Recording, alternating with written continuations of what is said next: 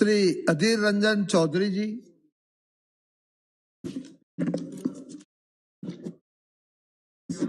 That I rise to strongly oppose the legislative document under the title the Delhi Municipal Corporation Amendment Bill 2022.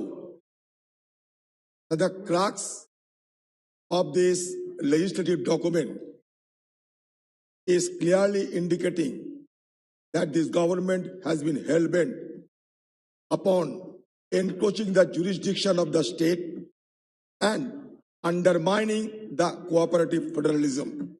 There is no denying in this fact. मैं ज्यादा समय नहीं लूंगा क्योंकि समय की कमी है, मुझे जानकारी है। 19 तो आराम से बोलेंगे। बड़े धन्यवाद सर, कह दिया मंत्री जी, कोई समय की कमी नहीं है।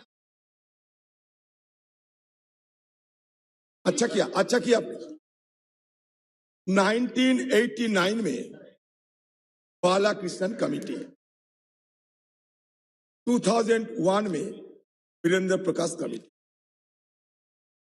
इनका रिकमेंडेशन क्या थी?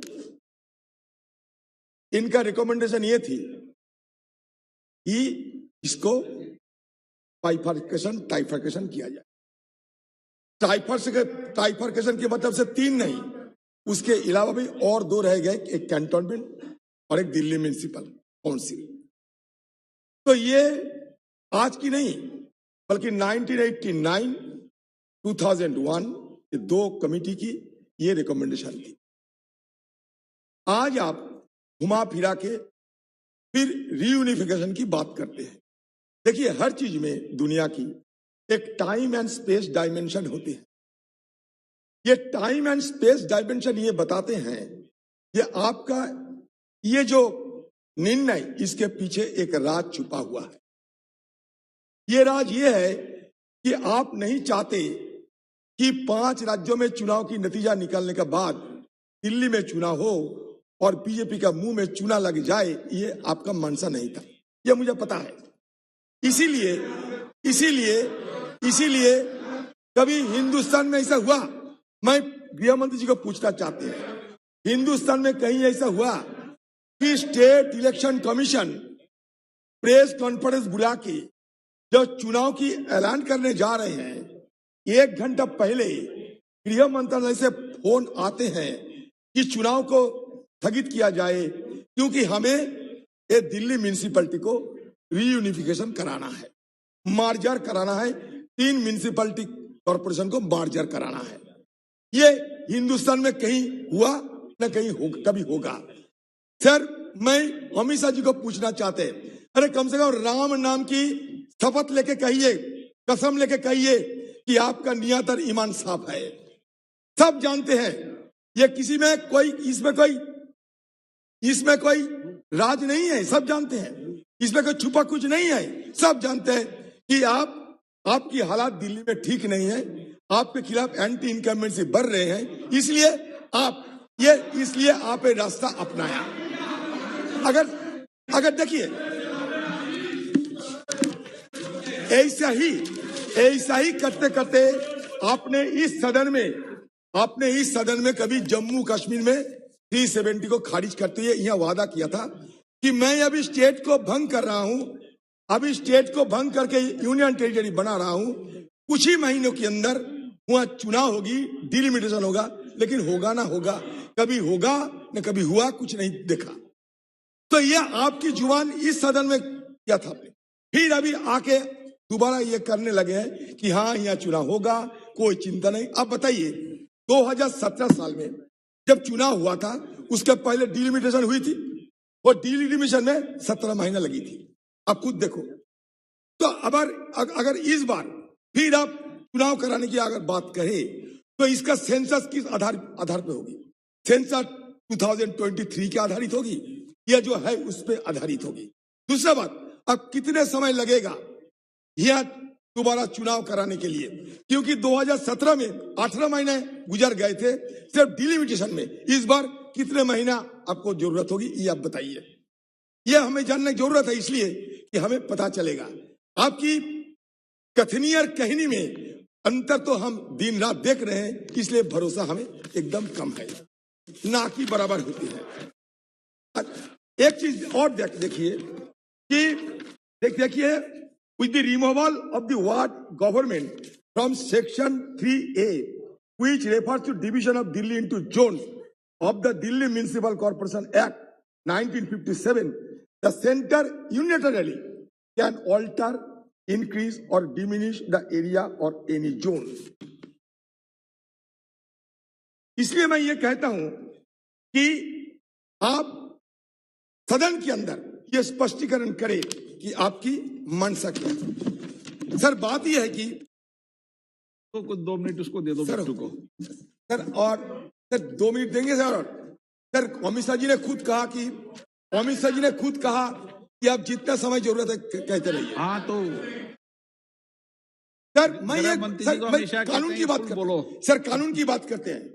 कानून की बात यह है सर कि एक जो कॉर्पोरेशन रहते हैं, ये कॉर्पोरेशन का जो टेन्योर होते हैं, मियाद होते हैं, उसको खत्म करने के बाद चुनाव कराना मैंडेटरी है। इसका मतलब यह है कि यहां जो कॉर्पोरेशन का विलय कर रहे हैं, वो विलय करने के बदले आपको चुनाव कराना जरूरी था स्टेट इलेक्शन कमीशन को, लेकिन ये स्टेट इलेक्शन कमीशन आपकी उंगली की इशारे पे चलते हैं, इसलिए जो आप कहते हो वही इलेक्शन कमीशन कर रहे हैं। यही सबसे बड़ा दिक्कत है हमारे। ये मैंडेटरी है, ये article 243U of the Constitution mandates that the election to constitute a municipality shall be completed before the expiry of the duration of the existing municipality.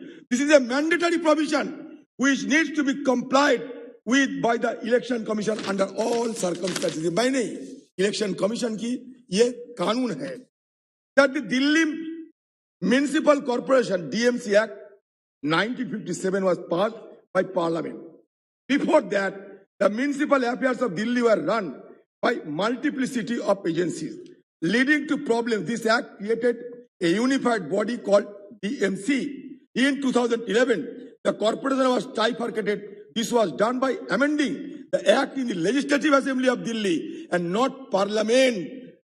Though the trifurcation was preceded by public debate and citizen demand. आपने ये कोई कभी किए हैं या नहीं? जो नहीं सर, वो नहीं किया सर। ये बताना जरूरी है सर। आर्टिकल 246(4) किसी ने नहीं कहा sir. Article 246(4) of the Constitution empowers Parliament to legislate for a union territory on a matter which is in the state list. Delhi, as a part of C state, had an assembly and an CM, Chaudhry Brahma Prakash, from 1951 to 1956. Thereafter, Delhi became a union territory and the assembly was abolished. It was brought back only in 1992. So the parliament was the sole legislative body for Delhi in 1957 when the DMC Act was enacted. मैं sir बस हो गया sir. मैं हमारे ये यहाँ बैठते थे सर PD आचार्य जी, हमारे सेक्रेटरी जनरल। ये अभी जो बोले ना अंतिम वाक्य एक बार फिर से पढ़ लीजिए जरा।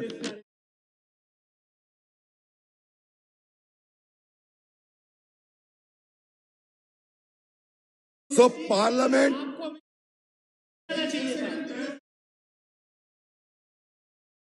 जरूर पढ़ते हैं। Parliament has the general power to legislate on a matter in the state list for a union territory under Article 246(4). But this is a general provision. After the enactment of Part 9 and 9A in the Constitution, the position has changed. This is made clear by Article 243(ZB). आपका legal जो adviser है पूछ लीजिए। Article 243(ZB), which says the provisions of this part shall apply to the union territories. The only caveat is that the president can, through a public notification issued under this article, make modifications or exceptions in the provisions contained in Part 9A. As far as is known, the president has not made any such modification or exception in those provisions with respect to their application to the Municipal Corporation of Delhi. Thus, Part 9A is in the entirety applicable to those corporations, and only the Delhi Assembly has the power to legislate on all matters, including the reconstitution or reunification of the Municipal Corporation of Delhi. An important point to note that the provision contained in our Part 9A are special in nature, whereas Article 246, which empowers Parliament to legislate for a UT, is a general provision. Mind it, one of the rules of interpretation of statutes is that special provision prevail over general provision. Therefore, it is a state legislature which is constitutionally mandated to legislate on the reorganization of municipal corporation. अब आपका legal adviser पूछ लीजिए sir, इसलिए मैं ये bill को विरोध करते हुए ये सरकार की जो मंशा, ये सरकार की मंशा और इरादा इसमें खोट है, ये बताते हुए मैं अपना विराम देता हूं। धन्यवाद। यदि सभा की सहमति हो तो इस विधेयक को पारित होने तक की सभा का समय बढ़ाया जाए। Ravneet Singh Bittu, only 2 minute. Thank you.